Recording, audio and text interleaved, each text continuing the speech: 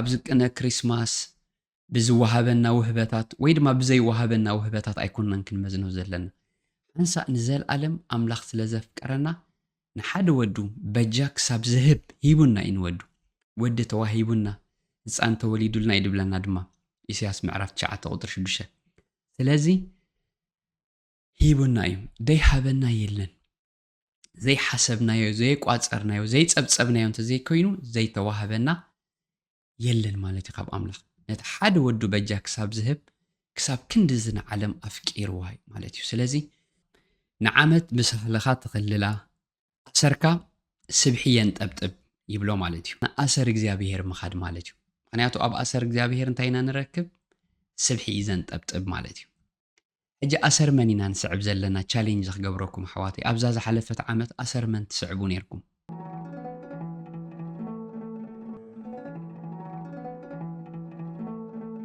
ሰላም ከመይ ቀኒኹም ዝኸበርኩም ተኸታተልቲ ቴሌቪዥን ማእዘር ሰማይ ኣብዚ ዘለኹሞ ሰላም ኣምላኽ ይብዛሓልኩም እቲ መደባተይ ድማ ብመንገዲ ማእዘር ሰማይ ትከታተሉ ነቲ ኣብ ቤተ ተስፋ ቲቪ ዝለቆ ሞያዊ ምኽርታት ከምኡ ድማ ኣብታ ትሕትና ቲቪ ትብል ናይ ዩቲዩብ ቻነል ብዛዕባ መንፈሳዊ ኣፖሎጂቲክ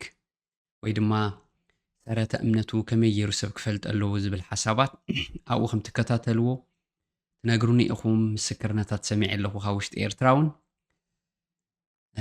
ኣዳለውቲ መደብ ማእዘር ሰማይ ኣካየድቲ ኣምላኽ ይባርኽኩም ነቲ ሜሴጅ ናብ ብዙሓት ሰባት ክበፅሕ ስለ ዝገበርኩም ንስኻትኩም ድማ ኣብ ርእሲ ዕዮኹም ንህዝብኩም ከተገልግሉ ተርእይዎ ፃዕሪ ተወፋይነት ብጣዕሚ እየ ዘመስግነኩም ኣብዚ ኣሜሪካ በቐረባ ምሳና ዘለኹም ሰባት ኣብ ርእሲ ናብራኹም ለይትን መዓልትን ትተግሁ ሰባት እግዚኣብሔር ዓስብኹም ኣብ ሰማይ ኣብዛ ምድሪ ድማ ብኩሉ በረኸት ይባርኽኩም ናይ ሎሚ መደብ ብዝተገብረለይ ዕድመ ርሑስ ሓድሽ ዓመትን ቅንያት ልደት ጎይታና ኢየሱስ ክርስቶስን ብዝብል ሓሳብ ካብ መዝሙር 65 ከምኡ ድማ ዮሃንስ 3:16 ከነንብብ ኢና ብዛዕባ ሓድሽ ዓመት ኩሉ ግዜ እንታይ ኢና ንብል ሓድሽ ዓመት ከም ኩለን ዓመታት እንደያ እንታይ ፍሉይ ነገር ኣለዋ ማለት 2024 ነይሩ መሊሱ 2025 ሕጂ ድማ 26 ክኾኒ ሰዋት ክብል ክእል እንዲሁ ሰብ ኣቐዲመ ተዛሪብያ ነይረ እዛ መልእኽቲ ኣብ ሓደ ኣጋጣሚ እንታይ ኢና ክንሓስብ ዘለና ከም ኩለን ዓመታት ሓድሽ ዓመት ኢልና ክነብዕላ ደይኮነሲ ኣብዛ ዝሓለፈት ዓመት 365 መዓልታት እግዚኣብሔር ኣዝዩ ስለ ዝተጠንቀቐልና ካብ ኩሉ ክፉእ ስለ ዝሰወረና ነዛ ዓመት እዚኣ ድማ ስለ ዝወሰኸና ንኣምላኽ ከነመስግኖ ኣለና ማለት እዩ ከም ሓሳብ ፀላኢና ኣብዛ ምድሪ ሓንቲ መዓልቲ ዋላ ክንነብር ድሌት የብሉን ማለት እዩ እቲ ፀላእ ሰናያት ግና ከእግዚኣብሔር ሰናይ እዩ ኩሉ ግዜ ብሂወት የንብረና ማለት እዩ ስለዚ መዝሙር 65 ከንብበልኩም እየ ሓደ ሓሳብ ክንዛረብ ኢና ሽዑ መዝሙር ዳዊት ምዕራፍ 65 ካብ 11 ነንብባ ንዓመት ብሰህለኻ ትኽልላ ኣሰርካ ስብሒ የንጠብጥብ ይብሎ ማለት እዩ ሕጂ ኣሰር እግዚኣብሔር ኩሉ ግዜ ስብሒ ዘንጠብጥብ ኣሕዋተይ ንዓመትካ ብሙሉኣ ብሰህሉ እዩ ዝኽልላ ማለት እዩ ስለዚ እንታይ ኢና ክንገብር ደለና ንሕና ኣሰር እግዚኣብሔር ምኻድ ማለት እዩ ምክንያቱ ኣብ ኣሰር እግዚኣብሔር እንታይ ኢና ንረክብ ስብሒ እዩ ዘንጠብጥብ ማለት እዩ ሕጂ ኣሰር መን ኢና ንስዕብ ዘለና ቻሌንጅ ዝኽገብረኩም ኣሕዋተይ ኣብዛ ዝሓለፈት ዓመት ኣሰር መን ትስዕቡ ነይርኩም ኣብዚ ግዜ እዚ ቃል ኣምላኽ ገዲፍና ድምፂ ናይ ሰባት ክንሰምዕ ተዛረበኒ ክንብሎ ነቲ ሰብ ቶክ ቱ ሚ ክንብሎ ዲና ንውዕል ዘለና ዋላስ ኣሰር እግዚኣብሔር ኢና እግዚኣብሔር ርሑቕ ኣይኮነን ኣብ መልእኽቲ ሮሜ እውን ከምኡ ኢሉ ኣሎ መን እዩ ናብ ሰማይ ከይዱ ከምፀለይ ከይትብል መን እዩ ናብ መዓሙቕ ምድሪ ከይዱ ወሪዱ ከምፀለይ ድማ ከይትብል ሲ እቲ ቃል ኣብ ኣፍካን ጥቓኻን ቀረባኻን እዩ እዚ ድማ እቲ ንሕና እንሰብኮ ቃል እምነት እዩ ኢልና ማለት እዩ ስለዚ እቲ ቃል እምነት ክትእመኖ ክትእውጆ ኣየራትካ ብቓል ኣምላኽ ክትመልኦ ኣሰር እግዚኣብሔር ክትስዕብ ኣለካ ማለት እዩ ምክንያቱ ኣሰር እግዚኣብሔር ተስዒብካ እንታይ እዩ ስብሒ ዘንጠብጥብ ኣይክትጠምን ኢኻ ነብስኻ ኣይክትቃሕተውን እያ ኣይክተሕለውሉውን እያ ማለት እዩ ምክንያቱ ብለይቲ ክሓስበካ ኣብ ምድቃሰይ ክዝክረካ ከለኹ ሲ كم إلى الله مزمور داويت بليتي إن أنا أحكو حسبك أم مذكاري أم دقاسي كحسبك كان كله نفسي كم بسبحن أنقو عند تسقب سلز بالمالتي سلز نجزابير بمحساب نفسنا كم بسبحن أنقو عند كتسقب هاللوا مالتي سلمن تايتيلنا ربا أملاخ ما يملي إلو إزي بالمالتي أبزا مزمور ذي قدرت شعات تنبيبنا نمدر تبسحان علق تبلان أزيغا تهبتما ربا أملاخ ما يملي إيو يبلنا مالتي سلز نابكال ربا خيدنا ناب نقعت منجتات نرأسهم كخونو زي كألو سبات مع انكفتو وانجيل زخونو سبات كيدنا خباتاتهم كنستي عيد ليناني سلامنتاي ربا أملاخ ما يملي إيو كبرنك جابهير يخون نمدري كم زيير كام سعدا لخايا أغلي تدالو اللوم ننجحتاتا تستيو ندن كولاتا تمدمدو بزناب تلملما نبقلا تبارخو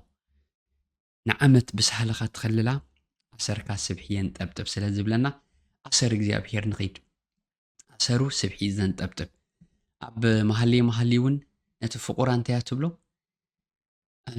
نتن مقواسي خاص أبي خاتو علن أبي توفرن سبلتو نمقواسي أبي كم زوفرن كتريس نعس عبني لوا مالتي نعرأي لوا مالتي سلازي أسرو نسعب سبحي كنت أبتقبلنا እግዚአብሔር مالتي كبرن እግዚአብሔር يخون تكالم ملأختي دما بزعبا لدت يوحنس 3:16 تخلاتنا نطقسان فتوى سنتر ناي وانجيل زخونت ملأختيا تياتبل أملاخسي بتحد ودو زأمانة زبالة كله نايزل ألم هيوت مأنت كراكب انبر نخيط أفقسي نحد ودو بجاك ساع زهب كساب كندزن علم أفكارا يبلنا مالتي أجي أملاخ أفكارنا دو أي أفكارنا كنفلت انت دلينا أبزقنا كريسماس بزوهابنا وهباتات ويد ما بزي وهابنا وهباتات أيكوننا كنمزنو زلنا انسا نزال ألم أملاخ سلازف كرنا نحد ودو بجاك ساب زهب هيبونا إن ود تواهيبونا نسان توليدو لنا يدبلنا دما إسياس معرفت شعات قدر شدوشة سلازي هيبونا يوم دي حابنا يلن زي حسبنا يو زي قواصرنا يو زي صبصبنا يو انت زي كوينو زي تواهبنا يلن مالتي خاب أملاخ نت حد ودو بجاك ساب زهب كساب كندزنا علم أفكير واي مالتي سلازي سبات سلازي هابونا أبلبنا زخونا نجر كيسمع عنا مالتي مخنياتو زقنا كريسماس باتي موياوي مخرن هبلو على بقداماي الإليوني رزمدب مس مقابع عوبا سلاسي anniversary depression دبهلالو anniversary depression مالت عمت بزمت نجرات وهبت توهب كادو أي توهب كان بيتسب اللو خادو ميبل كان أب زوريخا بزحتنا بيتسبو ميخادو نادم 5 دتنياتات أب زوريانا بيتسبنا سلازي اللو بيتسب زلوون زي بلون يخون مثلكم مفل لا يخون قبل بسبات قال يسب depressed كوين يحلفو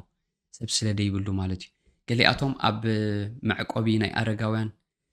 كوم ساري حفلتي أنا خبابي عمت كلتا عمت دبصحم سب سلا زي بلوم اتي بعل اتي حاغوسي نعوم depressed دي قبرو مالتي سلازي anniversary depression يقاطمو مالتي سلازي انتي يخبلكم دالي أملاخ حنسا نزل ألم ودو هيبونا مالتي سلازي عمت بنوهابو وهبت كبن لا تقن كبل يبلون لبنا مالتي لانك أنا كابت حلقة أي أبصر حسي وهبت تواهبني دسي لنا مالتي حلقة أخا I respect you نسخة أبزي ناتي وارد ويك أبز ناتي كفلي تسرح مهلاوكا حقوسي for all your contributions thank you إلو وهبت كبكا بتعمي بحز بلاك كما سارح تايد ما خمو كافتهم زا اليوم حمومات ما خمو بوست كارد دس بالصحف تصحيفو تواهبنا مالتي جن على زخول وهبت زبلت أو وهبت هذا ودو እግዚአብሔር ካብ ሰማይ ሰብ ኮይኑ ኣብ ኢድ ሓጥኣን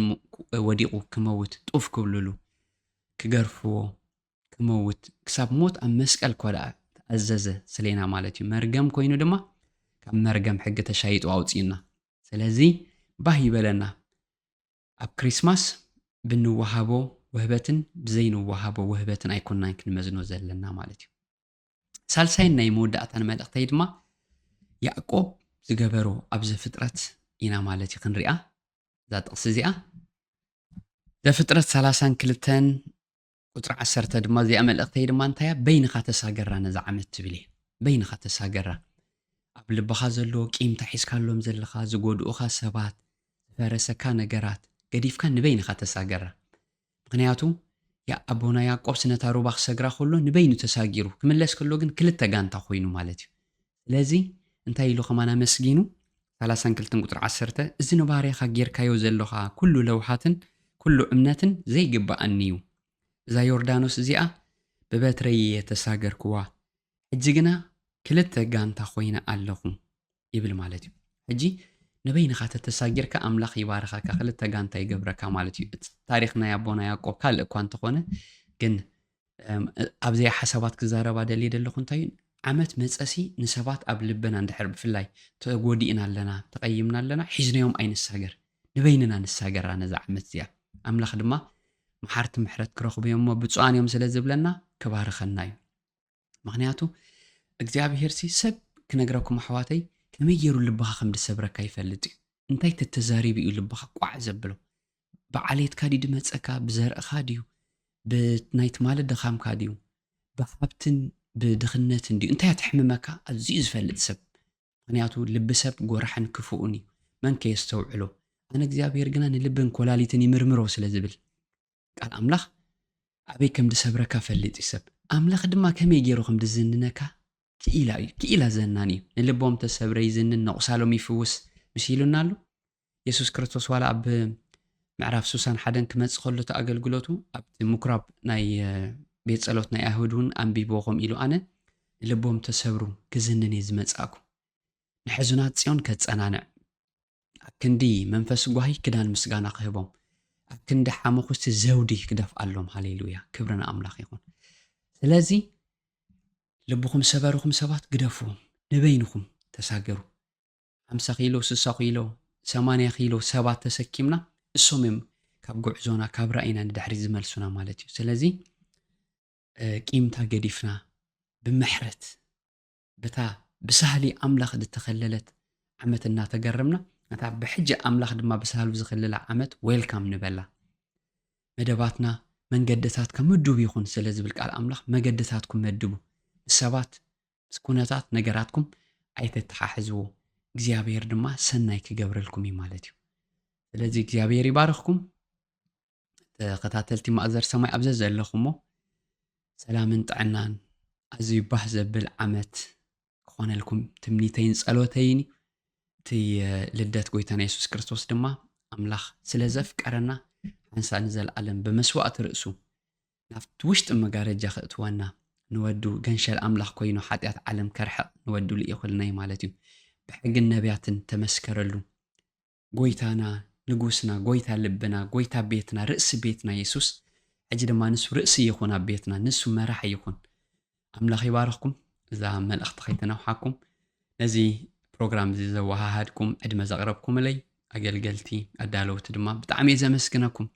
ስለ ዘኽበርኩምኒ ኣምላኽ ይኽበርኩም ኣብዚ ዘለናዮ ሰላምን ዕረፍትን ሩፍታን ይምንየልኩም በቲ ዝግበር ዘሎ ምልቃቕ ናይቶም እሱራት ኣያታትና ድማ ብጣዕሚ ባህ ይብለና እዛ ዓመት እዚኣ ብኩሉ ነገር ንሕጎሰላ ዓመት ይግበራ ከምኡ ድማ ጸሎት ኩሉ ሰብ ኣምላኽ እሪቁ ፅር ኣቢሉ ንኩሉ ንብዓተይ ኣብ ጭልፎኻ ኣከብካዮ ኣብ መጽሓፍካ ዶ ኣይተጻሕፈን ከም ዝብል እግዚኣብሔር ከገርመና እዩ መልሲ ሕቶታትና ኩሉ ብምድብ ጊዜኡ ክህበና እዩ እግዚአብሔር ይባርኽኩም ሰሰናዩ ሻሎም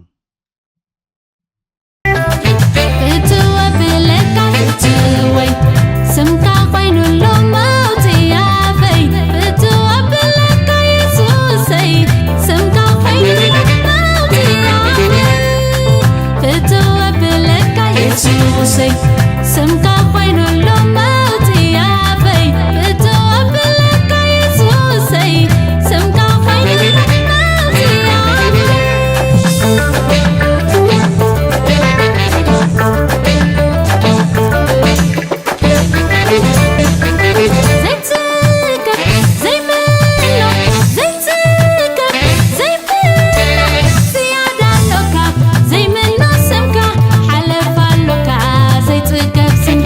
زيادة